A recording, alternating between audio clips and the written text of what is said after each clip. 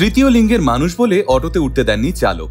সেই অপমানের বদলা নিতে আজ নিজেই কিনে ফেলেছেন চারটে অটো, যে অটোগুলো শুধুমাত্র ভাড়া কেটেই রোজগার করে না, বরং গর্ভবতী মহিলা থেকে শুরু করে কোনো বৃদ্ধ মানুষ সকলকে রীতিমতো বিনামূল্যে তাদের গন্তব্যে পৌঁছে দেয়। হ্যাঁ, ট্রান্স ওম্যান অ্যানিকে অটো চালকেরা নিজেদের অটোতে তুলতে চাইতেন না, এমনও দিন গেছে রূপান্তরিত মেয়েটা গোটা রাস্তা রীতিমতো কাঁদতে কাঁদতে বাড়ি ফিরেছে, আর মনে মনে ভেবেছে তৃতীয় লিঙ্গের মানুষ বলে কি আমাদের মাথা তুলে বাঁচবার অধিকার নেই।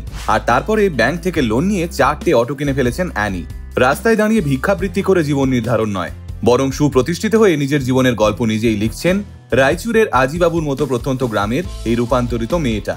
আজ একজন ফিটনেস প্রশিক্ষকের পাশাপাশি কন্নড় ছবি শিবালীলাতেও অভিনয় করে গোটা দেশকে দেখিয়ে দিয়েছেন অ্যানি। মানুষের ইচ্ছে থাকলে তাকে আটকাবার ক্ষমতা কারও নেই। তাহলে আসুন আলটিমেট মোটিভেশনের নতুন একটা ভিডিওতে আমরা শুনে নিই অ্যানির লড়াইয়ের গল্পটা। মানবিকতার যে নির্দিষ্ট কোনো লিঙ্গ হয় না, সেটাই আরো একবার প্রমাণ করলেন ট্রান্স ওম্যান অ্যানি। 4 ভাই বোনের সঙ্গে মধ্যবিত্ত পরিবারে বেড়ে ওঠা অ্যানি একজন পুরুষের শরীর নিয়ে জন্মালেও অ্যানি ধীরে ধীরে বুঝতে পেরেছিলেন তার শারীরিক গঠন যাই হোক না কেন, আদতে তিনি ভিতর একজন নারী।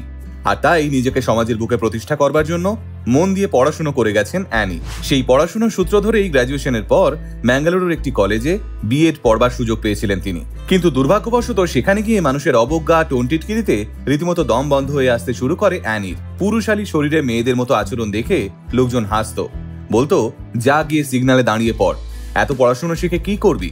দিনের পর দিন মানসিক নির্যাতনে জেরবার হয়ে অ্যানি বেঙ্গালুরুর ট্রান্সজেন্ডার কমিউনিটিতে এসে যুক্ত হন।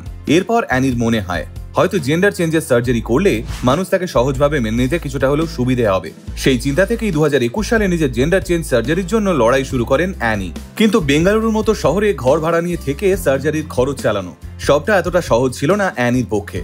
এমনও দিন গেছে অ্যানির যখন তাকে রীতিমতো রাস্তায় দাঁড়িয়ে মানুষের কাছে হাত পেতে টাকা ধার চাইতে হয়েছে। আর এরকমই একটা সময়ে অটোয় উঠতে গিয়ে বারংবার চালকদের কটাক্ষ শুনতে হতো অ্যানিকে। দীর্ঘদিন সমাজের কাছে এইরকম ভাবে উপেক্ষিত এবং লাঞ্ছিত হতে হতে অ্যানি একদিন কাঁদতে কাঁদতে বাড়ি ফিরে আসেন এবং নিজেকে কথা দেন তিনি জীবনে এমন কিছু করবেন যাতে মানুষ তাকে বা তার মতো তৃতীয় লিঙ্গের মানুষকে কটাক্ষ করবার আগে দুবার ভাবে। এরপর বাড়ির সকলের সঙ্গে আলোচনা করে তার মায়ের কাছ থেকে কিছু টাকা সাহায্য নিয়ে এবং ব্যাংক লোন নিয়ে প্রথমে 3টে এবং পরে আরো একটা অটো কিনে ফেলেন অ্যানি।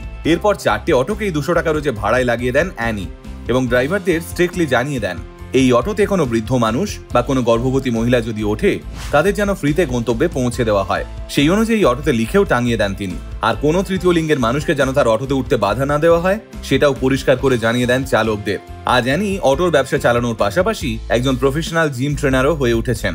শুনলে অবাক হবেন, বর্তমানে অ্যানি তার রোজগারের টাকা থেকে বহু দুস্থ মানুষ এবং পশুদের সেবা করেন। তার কাছে কেউ কোনো সমস্যা নিয়ে এসে দাঁড়ালে অ্যানি সব সময় চেষ্টা করেন তাদের পাশে এসে দাঁড়ানোর। আর এভাবেই অ্যানি সমাজের চোখে আঙুল দিয়ে দেখিয়ে দিয়েছেন মানুষ কোন লিঙ্গের সেটা থেকেও অনেক বড় বিষয় সে কতটা মানবিক, আর মানবিকতাই মানুষের একমাত্র পরিচয়।